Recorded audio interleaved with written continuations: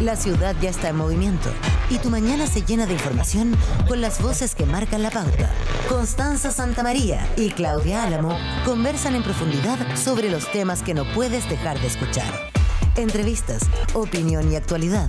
Esto es Pauta de Análisis. Pauta de Análisis. Pauta 100.5. Una presentación de Porque donde están tus inversiones importa. Invierte mejor. Larraín Vial. Con BCI, evoluciona hoy y disfruta de los beneficios del Open Banking. Link USS. Centro de Simulación Avanzada de la Universidad San Sebastián. El mundo es infinito. Descubre el tuyo con Visa. Vida Cámara. Expertos en seguros de salud. Y claro, continúa liderando la portabilidad. 8 de la mañana con 2 minutos y estamos comenzando Pauta de Análisis en este día. Miércoles 30, ya estamos a 30 de julio, después de una muy buena entrevista, interesante encontré a la candidata Evelyn Matei. Claudia Álamo, ¿cómo estás? Muy buenos días. Muy buenos días. ¿Cómo estás, Connie? ¿Cómo están ustedes que nos escuchan y se suman a esta Pauta de Análisis? Oye, muy buena y interesante entrevista. Obviamente ahondaron en el tema que ha sido el tema de la semana en torno a Evelyn Matei, que es sobre esta campaña asquerosa y sobre si va a haber querella o no va a haber querella. Pero también estamos en el día y en el día después de lo que ocurrió en Rusia con el terremoto, y donde, claro, pese a lo lejos que fue este terremoto, que uno de los terremotos más grandes de la historia, está dentro de los llamados terremotos gigantes, y mucha gente hoy día en la mañana, mis niños me preguntaban, pero mamá, pero si fue en Rusia, ¿por qué podemos estar con alerta aquí en Chile? Bueno, esos son los fenómenos geofísicos, cómo se mueven las masas de agua, etcétera. Pero lo concreto es que efectivamente hay alerta en gran parte. Hay alerta de tsunami en gran parte de la costa chilena, va a empezar la evacuación, sí. Ya va a empezar en el caso de Rapa Nui, que es donde va a pasar, o donde este tren de olas, como se llama, el tsunami, debiera llegar primero, que es a las 9:25 de la mañana, y después ya empieza a tocar el continente a partir de las 2 de la tarde en el caso de Arica, sí. Y así, y hay sectores que van a tener que evacuar. Sí, este es un informe que dio Senapred esta mañana, muy temprano, sí. A las 7:15 de la mañana, en que ratifica que hay alerta roja para todas las comunas del borde costero continental del país. El primer proceso de evacuación se va a realizar a las 8:25 hora continental en Isla de Pascua, en Rapa Nui, y ya lo tiene que saber usted, que las clases para este miércoles están suspendidas en las comunas costeras ubicadas entre las regiones de Arica y Parinacota, y también en los lagos. Esta es la información que tiene que estar usted muy atento para quienes viven en la zona costera, porque además esta cadena de olas ha venido así ya, ¿no es cierto?, cruzando muchos mares. Sí, pues. Pacífico completo. El Pacífico completo. Tenemos la ventaja de tener todo el espacio de tiempo desde que para empezó. Ir preparándonos. Y para ir preparándose. Y eso hace también que a medida que avanza el tiempo se va afinando el cálculo y la proyección de cómo llegan ese tren de olas a la costa chilena. Por eso, por ejemplo, el primer informe de Senapred ayer en la noche, cerca de las 11 de la noche, hablaba de una alerta en un sector más acotado, entre Atacama y Valparaíso, y no en el resto de la costa, donde había solamente precaución. Pero a medida que va avanzando este tren de olas por el Pacífico y que se va acercando al continente americano, y se va además enfrentando distintas costas, empieza, entonces se afina ese cálculo, y por eso también se justifica que cambie la alerta, y ahora hay alerta roja para gran parte de la costa de nuestro país. Así es, son 8:05 de la mañana, es esa información fresquita que salió desde el informe de la Senapred a las 7:15 de la mañana. Titulares con Gerardo Gómez y después el análisis. Gerardo, ¿qué tal? Buen día. Hola, ¿cómo estás? Oye, está de cumpleaños Joyce Figari, que le vamos a mandar en este segundo programa de la mañana un gran abrazo y cumpleañeros y deseos. Y que sea el comienzo de un gran año que está empezando. Sí. Vamos a ese resumen de titulares. Senapred cambió de alerta amarilla a alerta roja por tsunami para las comunas del borde costero continental desde Arica y Parinacota hasta Magallanes. El proceso de evacuación en Rapa Nui comienza a las 8 a.m. Se esperan olas de 1 a 3 metros y la evacuación se iniciará 3 horas antes del arribo en zonas bajo alerta. En Arica y Los Lagos, Magallanes y Aysén están en estado de precaución. Se suspendieron las clases en las comunas del borde costero entre Arica, Parinacota y Los Lagos. La medida se aplica para la educación parvularia y escolar, ya sea establecimientos públicos, subvencionados o privados. Japón y Hawái levantaron la alerta de tsunami. Las olas que arribaron a sus costas variaron desde los 50 centímetros hasta el 1,5 metros y no hubo mayores daños estructurales. En primera pauta, la candidata presidencial de Chile Vamos, Evelyn Matei, llamó al gobierno a reconocer que estamos perdiendo la batalla contra el crimen organizado. Respecto a la campaña en su contra, aseguró que por debajo de la mesa José Antonio Kast manda demolerla y reconoció que eso le ha hecho mucho daño. Durante esta jornada, el ministro Luis Cordero se va a reunir con su par norteamericana, la secretaria de Seguridad Nacional de Estados Unidos, Christine Noem, quien se encuentra en Chile para su gira para abordar el crimen organizado en América Latina. El Banco Central acordó por unanimidad reducir la tasa de política monetaria en 25 puntos base y llegó a un 4,75%. Es la primera baja en lo que va del año. El fiscal de Coquimbo, Patricio Cooper, valoró el fallo de la Corte Suprema que cerró la puerta a su remoción del Ministerio Público. Aseguró que lo que vale en tribunales son los hechos y no las consideraciones políticas y que la solicitud del oficialismo distrae de las funciones. El Reino Unido considera sumarse a los países que reconocen el Estado de Palestina si Israel no acepta un cese al fuego y acaba con la terrible situación en la Franja de Gaza. Tomás Barrios no pudo seguir avanzando en el Master 1000 de Toronto. El tenista chileno cayó ante el estadounidense Alex Michelsen en 2 sets. Gracias, Gerardo, por esos titulares, arrancando este día miércoles 30 de julio, como estamos habituadas a decir, Connie, el último miércoles de julio. Temperaturas en este minuto, 11,2 grados, un Santiago está cubierto, máxima de 15 grados para el día de hoy, posibles lluvias, pero a partir del día viernes. Se cambió el viernes, sí, para el viernes, jueves, ya. O sea, para el jueves lo que hay tipo una lluvia, una gotita tipo en la tarde, y ya en la noche se puede venir ahí una agüita un poquito más abundante. Antofagasta 17 grados con nubes durante el día. Saludos a ustedes en la 99.1. Valparaíso, Viña del Mar, estamos ahí también. Radio Pauta se escucha en la 96.7, 14 grados la máxima. Nublado, neblina, con 14 la máxima. Y rápidamente en Temuco 13 grados es la máxima y también hay lluvias ahí. Saludos en la 96.7 del dial. 8,8. 100% news, 0% fake. Pauta de análisis en la 100.5. 8 de la mañana con 9 minutos y tomamos contacto con nuestro entrevistado de hoy, ex ministro de la Corte Suprema, docente actual de la Facultad de Derecho de la Universidad Andrés Bello, de la UNAP. Estamos en contacto hasta ahora en Pauta de Análisis con Milton Juica, que además está por el streaming, así que lo pueden ver quienes nos están siguiendo. Milton, ¿cómo está?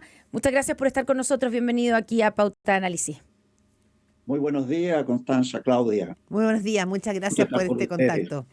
Bueno, partamos, Milton, queríamos primero hablar sobre la situación y su mirada de la situación del Poder Judicial, a raíz primero del caso sicario que ha estado, digamos, en la palestra y en la agenda por este error. No sabemos si es error todavía, si hay negligencia, si incluso puede haber habido corrupción, pero este hombre que quedó libre, no es que se escapó, sino que quedó libre con permiso, digamos, y todo esto a raíz de órdenes que venían, una para decretar prisión preventiva, pero después para cancelar y dejar sin efecto la prisión preventiva por parte de la jueza del 8º Juzgado de Garantía, y que está bajo investigación y además también está suspendida mientras se realiza la investigación. ¿Cuál es su mirada de qué es lo que pasó ahí? ¿Cuán grave es lo que ocurrió ahí a su juicio? Bueno, desde el punto de vista de los resultados que se produjeron con motivo de una contraorden, es gravísimo porque se ha puesto en libertad a una persona que debía estar preso, ¿no? Y eso es delicado y eso no es corriente que pueda ocurrir ni debe ocurrir en el Poder Judicial. De ese punto de vista, entonces, yo considero que de lo que tengo visto nada más, porque cosa curiosa, hay una situación bien extraña desde el punto de vista de la transparencia, ¿no? ¿Cuál? Yo trabajo permanentemente con el correo, con el canal del Poder Judicial, porque por razones académicas, yo soy académico precisamente en materia de organización de tribunales y de tramitación de los procesos. Por lo tanto, estoy siempre pendiente de los fallos que se dictan y todos los días veo la página de las noticias del Poder Judicial. Y en general, cuando una noticia es interesante, ingreso a su vez a la causa, porque el Poder Judicial tiene esa posibilidad para el público, de que si yo tengo interés en una causa, porque las causas son públicas, traté de entrar a la carpeta, digamos, digital de la causa que motivó la contraorden, y me encontré con la sorpresa de que tenía un rótulo que decía que esa causa estaba reservada, pero lo más extraño es que estaba reservada en virtud de un auto acordado que hoy se encuentra derogado. En consecuencia, uno tiene que analizar y revisar eso para saber la entidad del error. Porque hay un error. El tema es saber... ¿Es un error, Milton, usted a su juicio, usted que conoce, digamos, cómo funciona el Poder Judicial, es un error o es difícil creer? Porque hay personas que dicen, es difícil pensar que esto es un error. ¿Usted le parece que es plausible que sea un error como lo dice la jueza? Los errores que se dicen que fueron errores pueden derivar en situaciones punitivas, no hay ningún problema. Si se comprueba que hubo dolo o culpa, la negligencia en materia penal constituye también un delito de prevaricación. Y precisamente una de las figuras trata en la situación de las órdenes de personas que no deben estar presas y de aquellas personas que debiendo estar presas han sido puestas en libertad. Si hay una negligencia inexcusable, ese es un delito. Y por lo tanto, ese error tiene esas consecuencias o podría tener potencialmente esas consecuencias. Ahora, aquí, claro, evidentemente yo no tengo toda la información porque quise revisar la resolución de la contraorden, porque esa contraorden, si usted la ve, dice que por resolución de hoy día se impuso dejar sin efecto la prisión preventiva en contra de este señor y en consecuencia se dispone su libertad. Eso tiene que quedar registrado en el expediente digital como resolución. Y como eso se ratifica con la firma electrónica avanzada, en la que en el oficio aparece hecha por la juez, uno supone inmediatamente que esa resolución la dictó la juez y que ese oficio lo emitió la juez, que está su firma, y tengamos cuidado, la firma electrónica avanzada está regulada por la ley, en que hace responsable a quien tiene el poder de la electrónica de responder de cualquier cosa, del perdido, del extravío, y prohíbe terminantemente transferirlo o entregárselo a otra persona. Por consecuencia, lo primero que me llama la atención es que existe un oficio que pone sin efecto una prisión preventiva en la que no sé si existe una resolución que así lo dispuso. Ya, y en ese porque sentido... para poner sin efecto una prisión preventiva hay que dictar una resolución. Y explicar además por qué.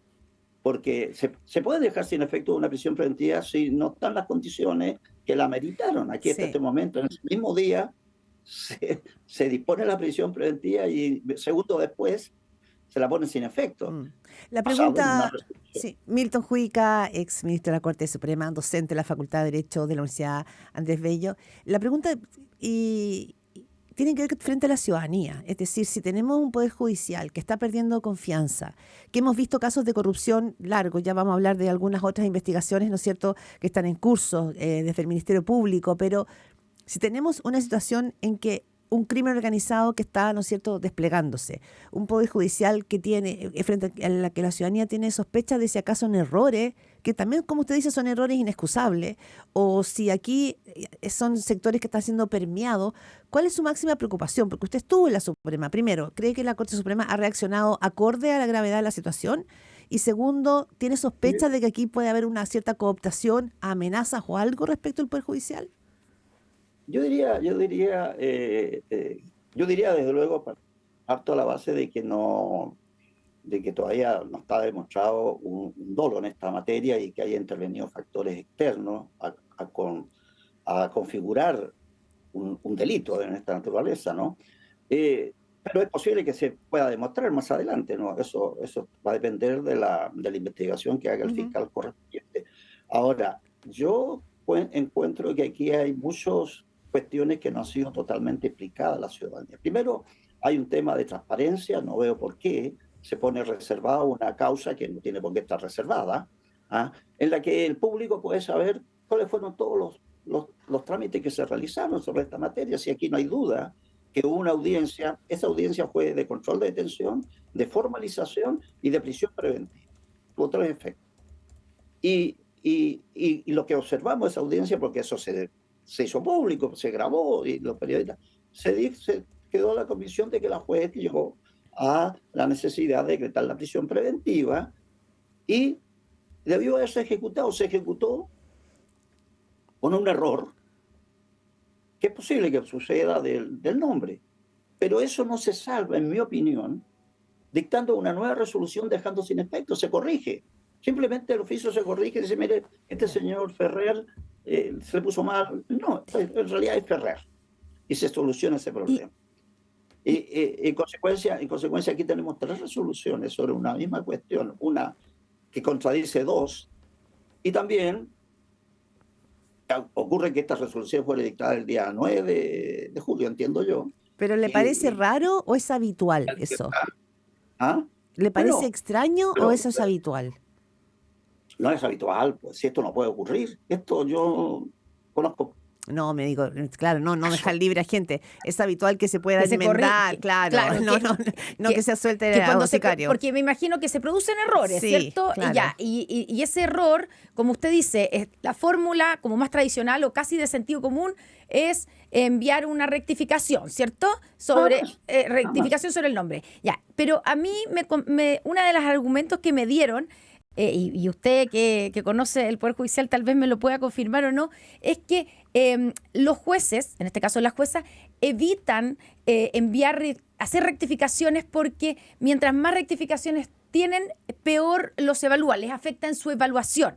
Entonces, por eso tienden a no hacer rectificación, que es lo que parece de sentido común en un caso como este, y emiten otra orden que deja sin efecto la primera y entonces tienen que emitir una tercera para volver a pedir la prisión preventiva con los datos correctos. ¿Tiene sentido esa explicación? No, desde luego yo encuentro inexplicable la contraorden, porque no se ajusta a ninguna situación. Si los errores se pueden cometer. Lo que pasa es que el sistema, si usted lo conoce, el sistema de firma electrónica y de registro y carpeta electrónica pasa porque el juez se le entrega un tótem de su responsabilidad en la que él dicta una resolución y la certifica con su firma electrónica, pero es una resolución o un oficio, que en este caso es un oficio, que tiene que leerlo. Primero, tiene que leerlo porque evidentemente salta a la vista ese error del apellido. Entonces, antes de poner la firma electrónica, el tótem, para que quede registrado, bueno, ¿qué pasa una vez que eso se bloquea finalmente? Y hay todo un procedimiento que permite, a través del mismo tribunal o a través de la corporación, corregir ese error. Ya, por eso mi pregunta, Milton...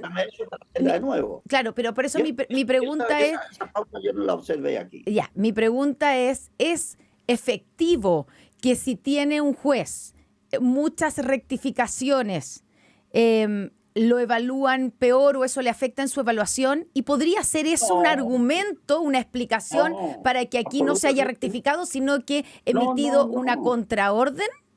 No, absolutamente no, pero sí.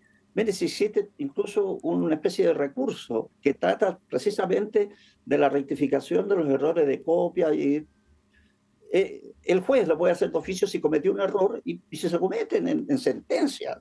Se cometen errores por una cifra, por una mala cita, por un blanco que dejan los jueces. Eso se corrige, hay todo un procedimiento para eso.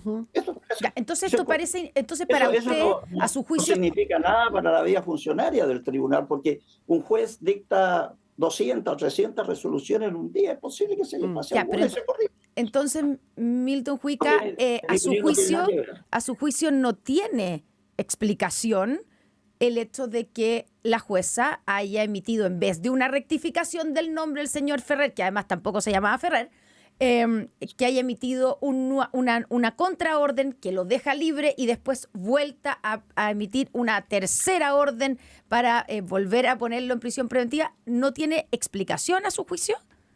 O sea, legalmente era improcedente, porque si es posible dictar contraorden o dejar sin efecto, pero eso se hace a través de un procedimiento, no es así tan simple que decir, me equivoqué, bueno, lo corrijo, pero primero antes dejo en libertad a la persona. Eso no tiene sentido, eso no se ocurre. Y en cuanto a las calificaciones, no tiene ninguna incidencia en las calificaciones. Por lo demás, En el Poder Judicial el 99,9% de los funcionarios están calificados en listas sobresalientes. Así que no le veo ninguna relación en ese tema. Hablamos esta mañana en Pauta de Análisis con Milton Juica, docente de la Facultad de Derecho de la Universidad Andrés Bello y expresidente de la Corte Suprema. Milton Juica, usted estuvo en la Corte Suprema en momentos donde, ¿no es cierto?, se hizo, no sé, una suerte de reingeniería, pensando, ¿no es cierto?, en conectar también con la ciudadanía. Tenemos también, y esto no pasó en el siglo pasado, sino que pasó el año pasado, situaciones muy complejas con ministros de la misma Corte Suprema como Ángela Vivanco. Veía recientemente un reportaje del periodista Nicolás Sepúlveda que habla, ¿no es cierto?, de que hay pagos que están siendo investigados a la pareja de la exministra de la Suprema, Ángela Vivanco, que están siendo investigados por la Fiscalía por lavado de activos, cohecho, tráfico de influencia y negociación incompatible de ella misma. Entonces, llama la atención tanta trama que ha ido pasando en el Poder Judicial y que va saliendo a la luz como a cuenta gota. Entonces, ¿cuál es su percepción de lo que está pasando en el Poder Judicial ya en un ámbito más amplio? Bueno, desde un punto de vista amplio yo he visto un retroceso desde el punto de vista de la transparencia y de la probidad de lo que lo que está pasando en la Corte Suprema, seriamente. Yo estoy hablando de la época del año 2000 recién, yo llegué el 2001 a la Corte, cuando la Corte estaba en ese momento en un plan serio de terminar con ciertas corruptelas, entre ellas los alegatos de pasillo, las audiencias, las llamadas que hacían ministros a los jueces para ayudar en algunas cosas. Todo eso se corrigió, provocó por primera vez en la historia del Poder Judicial la remoción de ministros de la Corte Suprema que está involucrada en esos temas.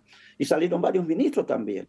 Se dicta un protocolo de ética que aplica a los jueces y se aplicó y varios jueces después salieron, los ministros salieron en procedimientos muy sumarios, que es la investigación. A mí me tocó investigar un caso y en menos de una semana ese ministro estaba fuera del poder. Sí, cuando usted habla de retroceso, perdón, Milton Juica, usted habla de retroceso, diría que la corruptela, como usted la llama, ¿está de vuelta?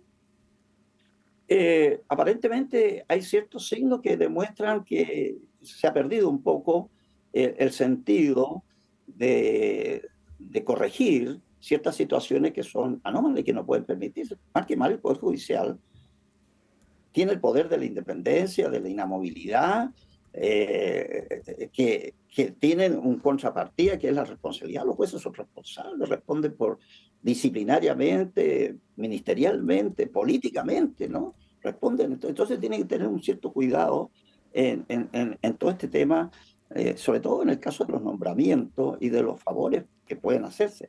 Eso, en mi opinión, yo me retiré el año 2018, todavía no llegaba la señora Vivanco, así que no la conozco, ni la conocí. ¿Ah?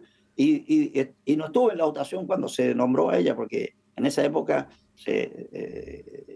estuve en la votación, pero no voté por ella, quiero decir.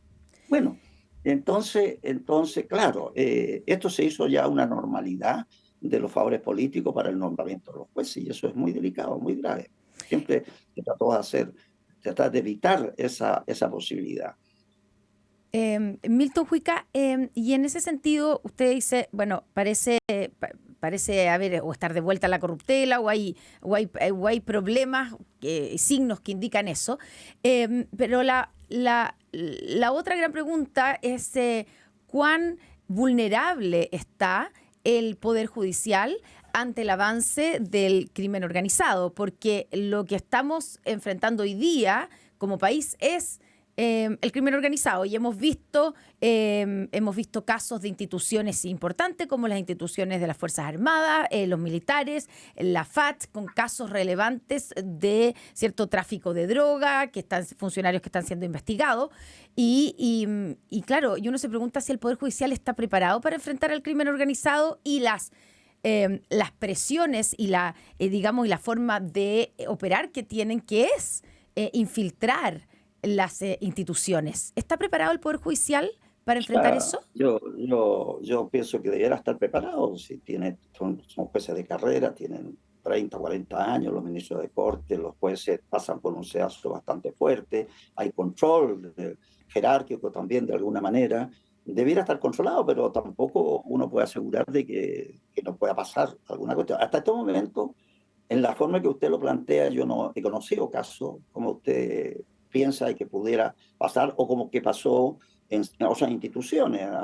Espero que no pasen, porque si empezara a sorprenderse a jueces que están en connivencia con las organizaciones delictuales en este país, ya sería el principio del fin claro, Milton Juica, pero tenemos el caso de una exministra de la Corte Suprema, una ministra importante como Ángela Vivanco, que ya sabemos, ¿no es cierto?, que bueno, finalmente fue destituida, pero hay nuevas investigaciones sobre tráfico de influencia, lavado de activos, cohechos. Claro, no tiene que ver probablemente con esta situación brutal que se está viendo con el crimen organizado, pero sí con delitos muy graves para un exministro de la Corte Suprema. Bueno, eso tuvo un resultado. La ministra fue removida, segundo ministro de la Corte Suprema que es removido por el propio tribunal, no es una cuestión corriente.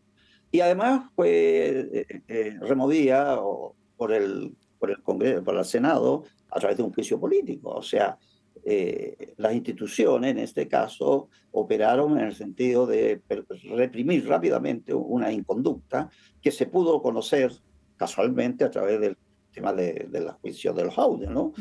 Y en la que aparecen también, digamos involucrados, pero mencionados algunos miembros del Poder Judicial, respecto del cual yo también tengo una crítica que decir, porque se ha avanzado muy poco en las investigaciones, casi nada de aquellos ministros de la Corte Suprema que aparecen mencionados, muy poco respecto de los ministros de Corte de Apelaciones, como los casos del ministro Ulloa o de la ministra Sabaj, en la que ya lleva bastante tiempo en una cuestión que es de no te muevas, pues. Entonces, yo creo que hay un problema en la Corte Suprema de liderazgo, parece ser, en que hay seguramente dificultades entre ellos, no llegan a consenso, parece que ha sido muy difícil hacer estas investigaciones porque hay ministros que a lo mejor se oponen a ellos, y eso está hablando muy mal del Poder Judicial, en mi opinión. Y el sistema de nombramiento, se nos va el tiempo, pero y el sistema de nombramiento también, usted pasó por ahí rápidamente, pero en algún momento era como la prioridad para enfrentar y para evitar este tipo de casos en el Poder Judicial, y ahí está. Bueno, el sistema de nombramiento se complicó demasiado con la reforma constitucional que permitió intervenir al Senado de la República. Y cuestionablemente eso dio lugar a que los jueces tuvieran que ir a presentarse al Senado para explicar y ser examinados políticamente sobre la necesidad o no de su nombramiento. Claro, si me refiero a que después de eso, a partir de ese caso, se estableció que debía modificarse ese sistema.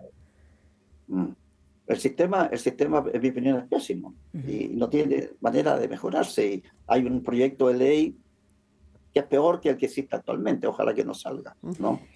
Bien, Milton Juica, actualmente docente en la Facultad de Derecho de la Universidad Andrés Bello, ex ministro de la Corte Suprema. Muchísimas gracias por esta conversación, por analizar lo que está pasando en el Poder Judicial, además una institución que está pasando por un momento de importante desconfianza frente a la ciudadanía. Interesante mirarla, ¿no es cierto?, con su prisma. Muchas gracias, que esté muy bien. Muchas gracias. Quiero decir que yo todavía tengo mucha fe en nuestros jueces. Creo que la gran mayoría de los jueces son honestos, trabajadores, responsables. Algunos que están en la esfera más alta no se han portado bien, pero los jueces en general son buenos jueces. Espero que eso no se pierda. Un saludo, Constanza, Claudia, muchas gracias por la invitación que me han hecho. Que esté muy bien. Muchas gracias. Milton Juica, muy bueno.